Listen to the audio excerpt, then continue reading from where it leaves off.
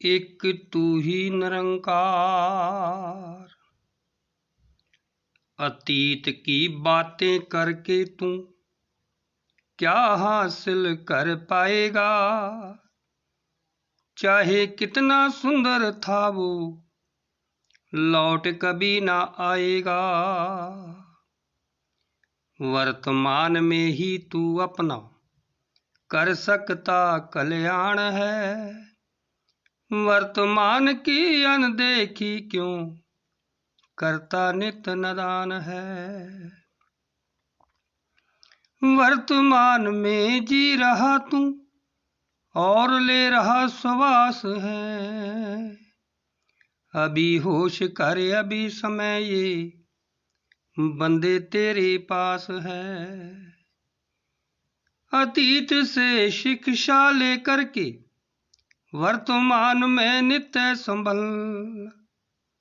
ऐ मानव तू इस रीत से भविष्य अपना कर उज्ज्वल। कल यही था आज यही है, कल रहेगा ये करतार। कहे हर देव इसी से जुड़कर बंदे अपना जन्म सवार। कहे हर देव इसी से जुड़कर बंदे अपना जन्म सवार। एक तू ही निरंकार। सतगुरु की साध संगत जी, प्यार नाल बोलो तां निरंकार संतो गुरमुखो। एक विचारन वाली गल है, असी सोचना है, विचारना है कि इत्थे जो सच्चे पातशाह जिक्र कर रहे ने, बयान कर रहे ने, एक भरम विच पए हुए बंदे नूं समझा रहे ने जो अंध विश्वास च फसिया होया है, जकड़िया है मकड़ी वांगू जाल बना के उहदे विच फसिया होया है। और जो समा बीत गया, अतीत की बातें करके तू क्या हासिल कर पाएगा। क्या बंदे इंसान, तू सोच विचार जरा, ये जो समा तेरा कल निकल गया ये दोबारा तो नहीं आएगा। फिर उन्होंने याद कर करके, वो सोच कर करके तू की हासिल करेगा। चाहे कितना सुंदर था वो लौट कभी नहीं आएगा। चाहे वो कितना भी सुंदर सी, कितना भी समा वो वधिया सी, पर दोबारा लौट के तो नहीं आएगा ना। हुण सोचने वाली, विचारन वाली गल है संतो। सच्चे पातशाह इशारा किधर कर रहे हैं कि यह बंदे, श्री गुरु नानक देव जी आए, गुरु गोबिंद सिंह जी आए, 10 पीर पातशाहियां, उन्हों का जीवन ला कमाल, उन्हों का इतिहास, उन्होंने कर्म वचन साढ़े सामने गुरु ग्रंथ साहब जी के रूप में कोल ने। साढ़े श्री रामचंद्र जी आए, संतो प्यारिओ, त्रेते विच उन्हों की हुण पिछे असीं रामायण देखी है, किन्ने सुंदर उन्हों का कर्म जीवन प्रेरणा मिलती है। श्री कृष्ण जी महाराज आए, उन्हों तो कितनी प्रेरणा मिलती है। और उस तो बाद देखो यशु मसीह जी आए, उन्होंने तो मिसालां मिलदियां ने। राजा जनक की बड़ी मिसाल दे रहे हैं। राजा जनक ने बड़ी भगती की, जिवें लिखा है कि धन धन राजा जनक है जिन्हें सिमरन की ओ विवेक, एक घड़ी के सिमरन पापी तरे अनेक। तो उन्हें भी उन्होंने भी याद कर रहे हैं कि उन्होंने याद करने नाल जो जिन्ने पीर पैगंबर है कि सानू हासिल हो पाएगा कुछ। समय के सतगुरु तो इत्थे सच्चे पातशाह जिक्र कर रहे हैं। हुण जदों राजा जनक सी तो संतो उन्होंने ब्रह्म ज्ञान की इच्छा प्राप्त हुई। उन्हें ऐलान किया कि मैनू वो सतगुरु, वो ब्रह्म ज्ञानी चाहिए जिहड़ा मैनू एक घोड़े के पैर से रकाब रख के दूजे के रख दे विच मैनू ज्ञान करवा देवे। हुण वड्डे वड्डे ऋषि मुनि आए, कोई भी नहीं कर सकिया। फिर किस तो ज्ञान होया? अष्टावक्र तो। मैदाने जंग विच भी कृष्ण महाराज ने अर्जुन नूं संतो प्यारे ये ब्रह्म का ज्ञान जानकारी करवाई कि हे अर्जुन, मेरे पांव धरती पर, सर मेरा आसमान पर है, सारा संसार मुझ में और मैं सब में समाया हूं। कि संतो प्यारे अज दोबारा कृष्ण आएगा, कि दोबारा राम आएगा, कि यशु मसीह दोबारा आउणगे, कि राजा जनक जी दोबारे आउणगे, कि गुरु नानक देव जी तो लैके गुरु गोबिंद सिंह जी तक दोबारा आउणगे? कदी नहीं। फिर असीं उन्हां दे सुपने ले क्यों जी रहे हैं? हाँ, उन्होंने जो लिखा है बिल्कुल सही है। बाणी गुरबाणी के रूप में गीता दे, बाइबल दे, रामायण दे, कुरान दे, वो की करे ने कि बिन सतगुरु किने ना पायो, कि गुरु बगैर तो नहीं। भाई रे गुरु बिन ज्ञान ना हुए, पूछे ब्रह्म नारद वेद व्यासे कोई। संत जिन्होंने गुरमुखो असीं उन्होंने पढ़ रहे हैं, वो सानू कह रहे हैं कि समय दे सतगुरु तो। सतगुरु बगैर ज्ञान तो हो नहीं सकता। चाहे कितना रात दिन पढ़ा लो, चाहे कितना पुनदान कर लो, चाहे किन्ने हवन यज्ञ कर लो, फिर असीं जिहड़ा अतीत साडा बीत चुकिया है, फिर उहनूं असीं याद कर करके उन्हां देवी देवता पीरां फकीरां दी, मड़ियां दी, मसाणां दी पूजा कर रहे हैं, मूर्ति पूजा की कुछ हासिल हो जाएगा? अज तक किसी ने हासिल होया कीता? कदे नहीं होया। तो इत्थे पातशाह ही जिक्र कर रहे हैं कि अतीत की बातें कर करके क्यों हासिल की, तू हासिल कर पा लेगा कुछ? चाहे कितना सुंदर था वो, चाहे किन्ने भी। दास ने पहले भी जिक्र करता है भी पैगंबर होए दुनिया के वाले, अज उन्होंने जो पूरने पाए, जो उन्होंने वचन कहानियां सुनते हैं, बहुत मन नूं आनंद आउंदा, पर वो अज काम नहीं आ रहे कि जो भाव उन्हें लिखा है कि असीं वो कर्म कर रहे हैं। फिर तो फायदा है। वर्तमान में ही तू अपना कर सकता कल्याण है। हुण दास सत्संग जी एक होर मिसाल दे रहा कि जदों गुरु नानक साहब वेले जां द्वापर च त्रेते च सतयुग में डॉक्टर सी, कि अज वो डॉक्टर आएगा? जे अज चाहे कि मैं चाहां कि मैनू बुखार होया, मैं तो उदों के डॉक्टर कोलों ही दवाई लवांगा तो मैं ठीक होएगा? कदे नहीं। हुण तां समय का डॉक्टर जिहड़ा है, जिहड़े जिथे भी असीं पिंड च रह रहे हैं, जिथे भी शहर च रह रहे हैं, सानू उस डॉक्टर महल्ले में साडा परिवारिक डॉक्टर है, उस तो ही सानू दवाई लैनी पएगी।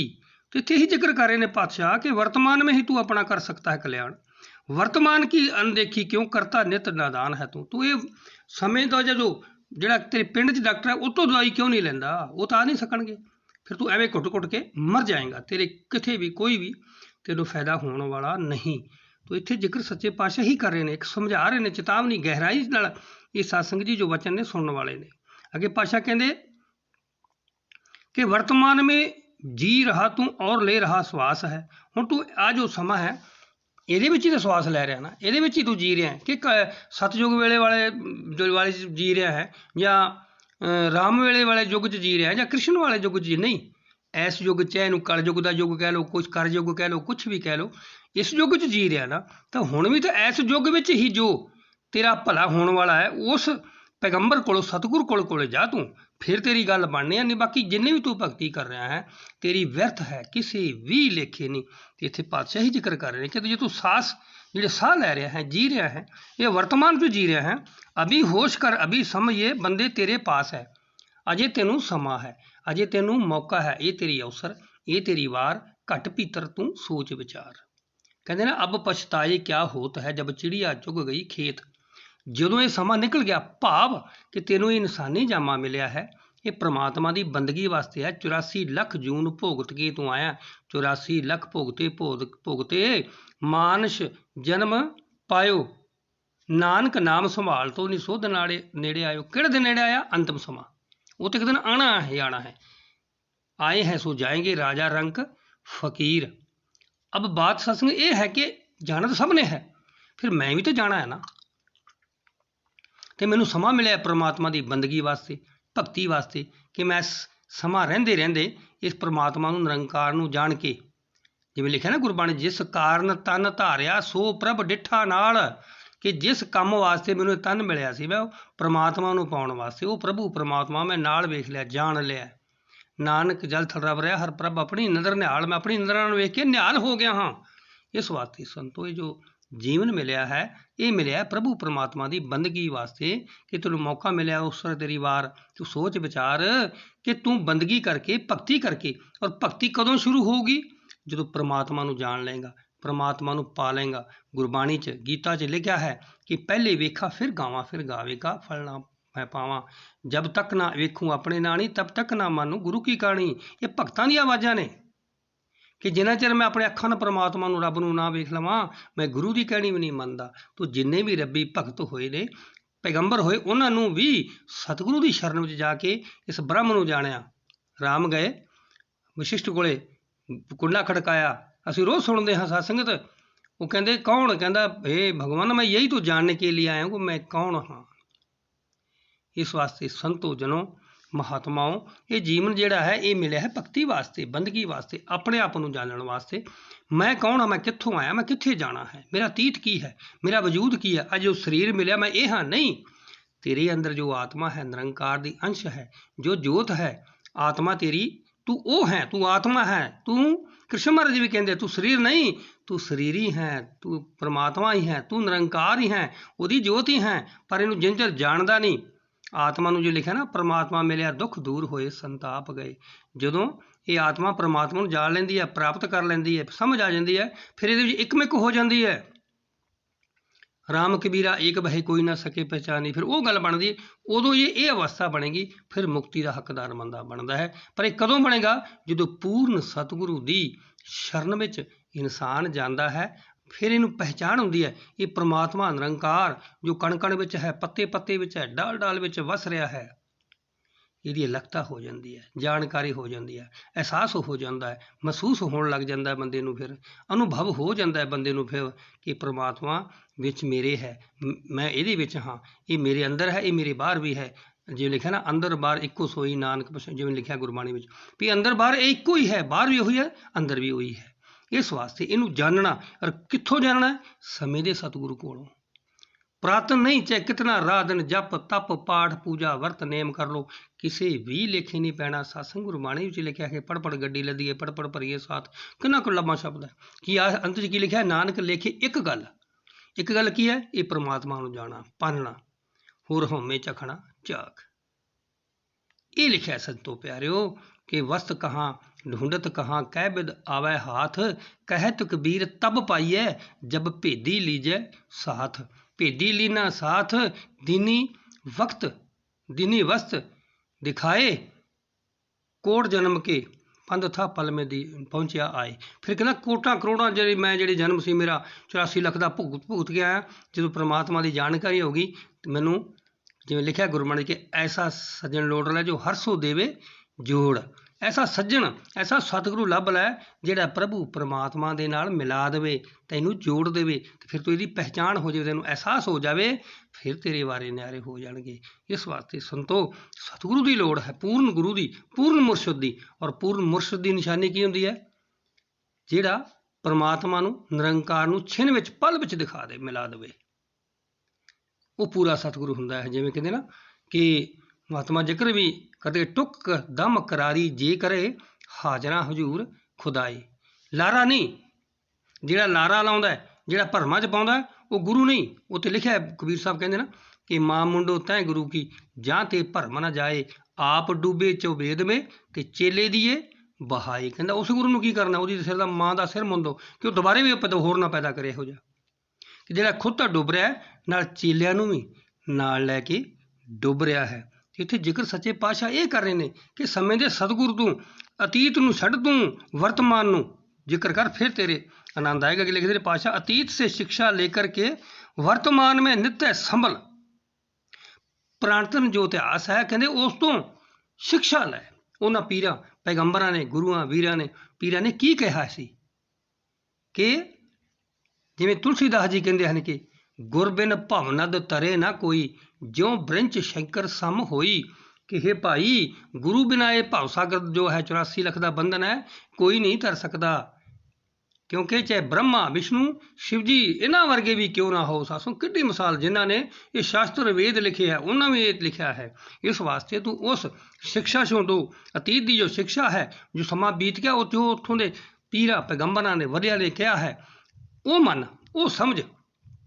श्री गुरु नानक देव जी भी कहते हैं कई बंदे नूं माण हो जाता है कि मैं ज्ञान लैके की करना है, मैनू की लोड़ सत्संग च जाण दी, मैं तो बहुत दान करदा हाँ, मैं तो बहुत पुण्य करदा हाँ, मैं तो गरीबां दी लड़कियां दी शादियां कराउणा हाँ, मेरी तो जय जयकार है, मैं तो मदद करदा है, मेरा आचरण बहुत वधिया, मेरे सारे सत्कार करते हैं। तो सच्चे पातशाह गुरबाणी विच सत्संग जी लिखते ने 365 सफते कि आचारी नाही जित्या जाए, पाठ पढ़े ना कीमत पाई। कहते तेरा चरण कितना वधिया होवे, तू इनू परमात्मा नूं नहीं जित सकदा, इनू नहीं पा सकदा। ते पाठ पढ़े ना कीमत पाई। गुरु नानक देव जी कहते मैं बहुत पाठ पढ़े, कोई कीमत नहीं, कोई मैनू मुੱਲ नहीं पिया। अष्ट दसी चौ भेद ना पाया। हुण बाबा जी की कहते कि 10 8 18 पुराण पढ़ ले, चारे वेद पढ़ ले मैं, फिर भी मैं ਇਹਦਾ भेद निरंकार ਦਾ नहीं पाया। अष्ट दसी चौ भेद ना पाया, नानक सतगुरु ब्रह्म दिखाया।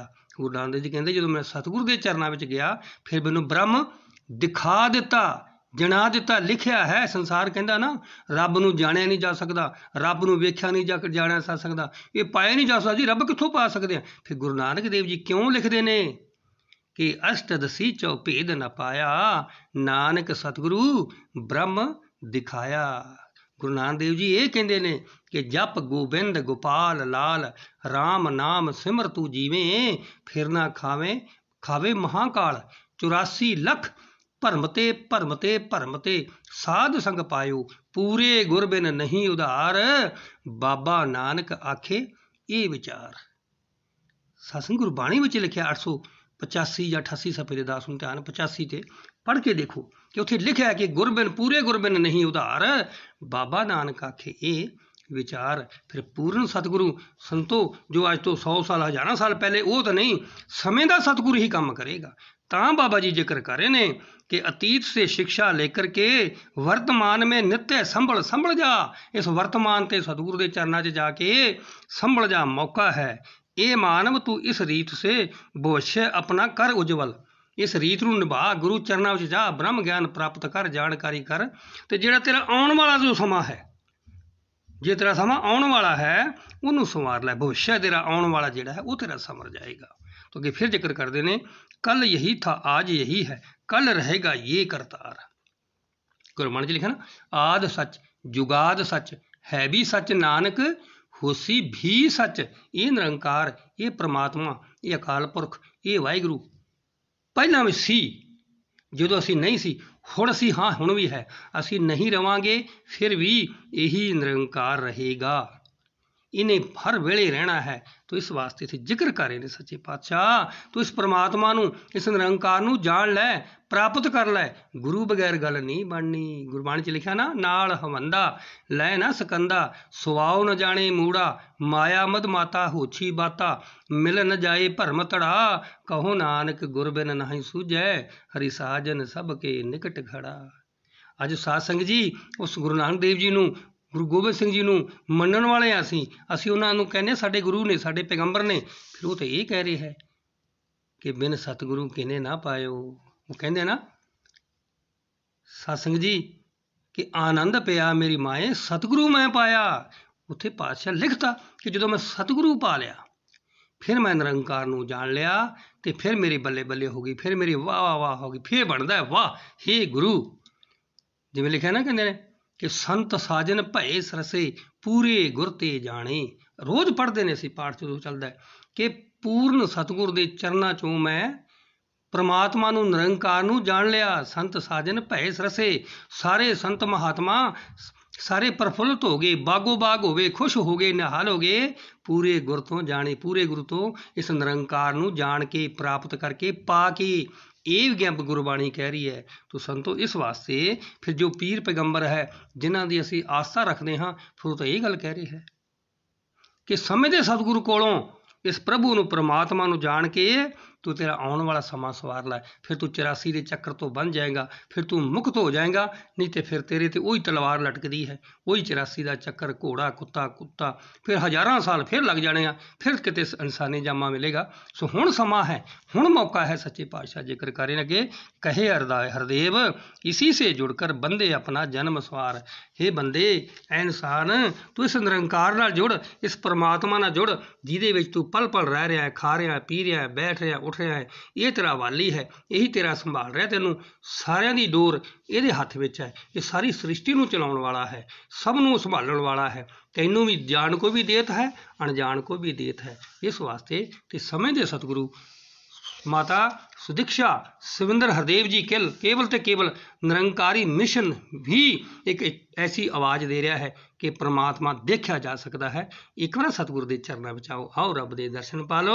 संदेशा है इंसानों, ये मिशन मेरा ਹੋਕਾ ਦੇ ਰਿਹਾ ਸੰਤੋ ਪਿਆਰਿਓ। ਇਸ ਤੋਂ ਇਲਾਵਾ ਸੰਸਾਰ ਦੇ ਵਿੱਚ ਕੋਈ ਐਸੀ ਸਟੇਜ ਨਹੀਂ, ਕੋਈ ਐਸਾ ਧਰਮ ਨਹੀਂ ਜੋ ਕਹਿੰਦਾ ਹੋਵੇ ਕਿ ਪਰਮਾਤਮਾ ਨੂੰ ਜਾਣਿਆ ਜਾ ਸਕਦਾ ਹੈ। ਸਾਧ ਸੰਗਤ ਜੀ ਨਾਮ ਜਪੀ ਜੋ, ਸਾਰੇ ਕਹਿੰਦੇ ਨੇ ਨਾਮ ਲਈ ਜੋ ਪਰਮਾਤਮਾ ਮਿਲ ਜਾਏਗਾ। ਸਾਧ ਸੰਗਤ ਜੀ ਹਜ਼ਾਰਾਂ ਕਰੋੜਾਂ ਸਾਲ ਅਰਬਾਂ ਸਾਲ ਹੋ ਗਏ, ਅਜੇ ਤੱਕ ਤਾਂ ਕਿਸੇ ਨੇ ਸਾਧ ਸੰਗਤ ਗੁਰਬਾਣੀ 'ਚ ਨਹੀਂ ਲਿਖਿਆ, ਕਿਸੇ ਗੀਤਾ ਬਾਈਬਲ 'ਚ ਨਹੀਂ ਲਿਖਿਆ ਕਿ ਕਿਸੇ ਨੇ ਜਪ ਕਰਕੇ ਤਪ ਕਰਕੇ ਰਾਤ ਦਿਨ ਇਹਨੂੰ ਸਿਮਰਨ ਕਰਕੇ ਇਹਨੂੰ ਪਾ ਲਿਆ। ਨਹੀਂ, ਜਿੰਨੇ ਚਿਰ ਪੂਰਨ ਸਤਿਗੁਰ ਦੀ ਰਹਿਮਤ ਦੀ ਬਖਸ਼ਿਸ਼ ਨਹੀਂ ਹੁੰਦੀ, ਇਹ ਪਰਮਾਤਮਾ, ਇਹ ਨਿਰੰਕਾਰ ਪਾਇਆ ਨਹੀਂ ਜਾ ਸਕਦਾ, ਜਾਣਿਆ ਨਹੀਂ ਜਾ ਸਕਦਾ। ਸੋ ਇੱਥੇ ਬਾਬਾ ਜੀ ਇਹ ਜ਼ਿਕਰ ਕਰ ਰਹੇ ਨੇ, ਇਹ ਬੰਦੇ ਇਹ ਇਨਸਾਨ ਤੋਂ ਅਤੀਤ ਨੂੰ ਛੱਡ ਕੇ ਵਰਤਮਾਨ ਦੇ ਵਿੱਚ ਜੋ ਸਮਝਦਾ ਸਤਿਗੁਰ ਹੈ ਉਹਦੇ ਚਰਨਾਂ ਵਿੱਚ ਆ ਕੇ ਸੀਸ ਝੁਕਾ ਕੇ ਇਸ ਪ੍ਰਭੂ ਪਰਮਾਤਮਾ ਨੂੰ ਜਾਣ ਕੇ ਤੇ ਤੇਰਾ ਜੋ ਆਉਣ ਵਾਲਾ ਸਮਾਂ ਹੈ ਉਹਨੂੰ ਸਵਾਰ ਲੈ। ਸਾਧ ਸੰਗਤ ਜੀ ਇਹ ਵਿਚਾਰਨ ਵਾਲੀ ਗੱਲ ਹੈ। ਤੋ ਦਾਸ ਤੋਂ ਕਿਤੇ ਵੀ ਕੋਈ ਉੱਚੁਕ ਹੋਗੀ, ਦਾਸ ਨੂੰ ਬਖਸ਼ ਲੈਣਾ। ਪਿਆਰ ਸੇ ਬੋਲੋ ਜੀ।